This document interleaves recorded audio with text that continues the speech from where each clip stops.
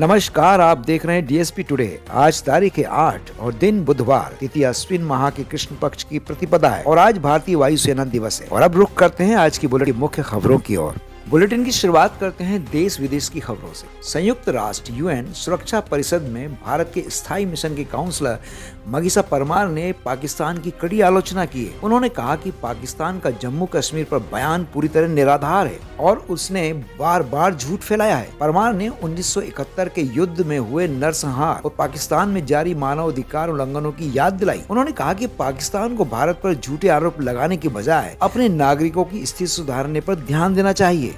और इधर संयुक्त राष्ट्र में परमाणु शक्ति पर हुई चर्चा। संयुक्त राष्ट्र में परमाणु निरस्त्रीकरण पर हुई उच्च स्तरीय बैठक में भारत ने अपनी पहला उपयोग नहीं, नो फर्स्ट यूज नीति को दोहराया। भारत के प्रतिनिधि ने कहा कि देश न्यूनतम विश्वसनीय निवारक क्षमता के सिद्धांत पर कायम है। भारत ने परमाणु हथियारों के पूर्ण उन्मूलन और वैश्विक शांति के प्रति अपनी प्रतिबद्धता जताई है। भारत ने यह भी कहा कि वह हमेशा जिम्मेदार परमाणु शक्ति बना रहेगा और किसी देश पर पहले परमाणु हमला नहीं करेगा।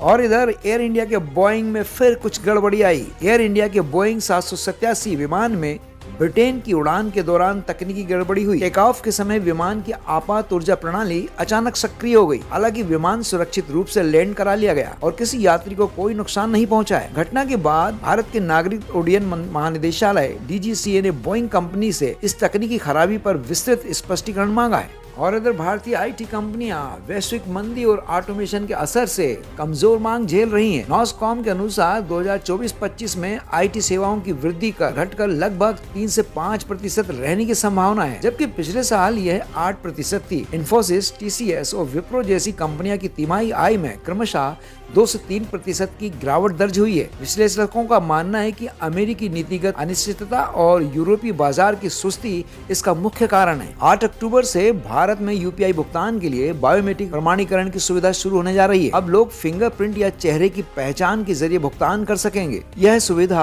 आधार डेटा से जुड़े प्रमाणीकरण पर आधारित होगी, जिससे लेन देन और अधिक सुरक्षित और तेज होंगे। भारतीय राष्ट्रीय भुगतान निगम एनपीसीआई ने इसे लागू करने की योजना बनाई है। इस कदम से डिजिटल भुगतान में धोखाधड़ी की संभावना घटेगी और उपयोगकर्ताओं को अधिक सुविधा मिलेगी।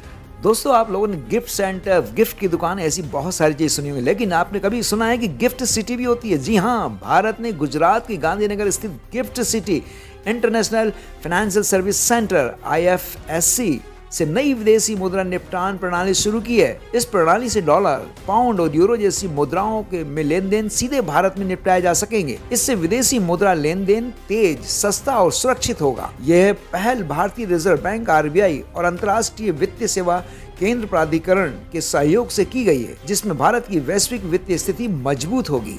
और जी हाँ, जब भी चुनाव आए मतदान अवश्य करें। चुनाव आयोग ने बिहार विधानसभा चुनावों की तारीखों का ऐलान कर दिया है। चुनाव 2 चरणों में होंगे। पहला चरण 6 नवंबर 2025 और दूसरा चरण 11 नवंबर 2025 को होगा। मतगणना 14 नवंबर 2025 को होगी। इस चुनाव में कुल 243 सीटों पर मतदान होगा, जिसमें पहले चरण में 121 सीटों और दूसरे चरण में 122 सीटों के लिए वोट डाले जाएंगे। और अब चलते हैं खेल समाचारों की ओर। भारतीय बल्लेबाजों ने मुंबई रणजी ट्रॉफी मैच में 186 रन की पारी खेली। चयनकर्ताओं का ध्यान खींचा। वहीं गुकेश बनाम नाकामुरा शतरंज मैच में नाकामुरा ने जीत हासिल की। आर्टिक ओपन भारतीय खिलाड़ी मुकाबले में प्रो कबड्डी और वॉलीबॉल लीग जारी। और आइए अब जानते हैं मौसम के मिजाज क्या हैं। इस हफ्ते उत्तर भारत में 28 से 30 डिग्री सेल्सियस तापमान के साथ ही मध्यम से भारी बारिश और आंधी की संभावना है। मध्य भारत और मध्य प्रदेश में 30 से 32 डिग्री सेल्सियस तापमान के साथ ही बारिश और ओलावृष्टि की संभावना है। दक्षिण भारत में 32 से 35 डिग्री सेल्सियस तापमान के साथ ही हल्की से मध्यम बारिश हो सकती है। और बुलेटिन के अंत में जानते हैं शेयर मार्केट के बारे में। इस सप्ताह भारतीय शेयर बाजार में हल्की तेजी देखने को मिली। निफ्टी 25,108 और सेंसेक्स 81,926 पर बंद हुआ। वित्तीय शेयर मजबूत रहे।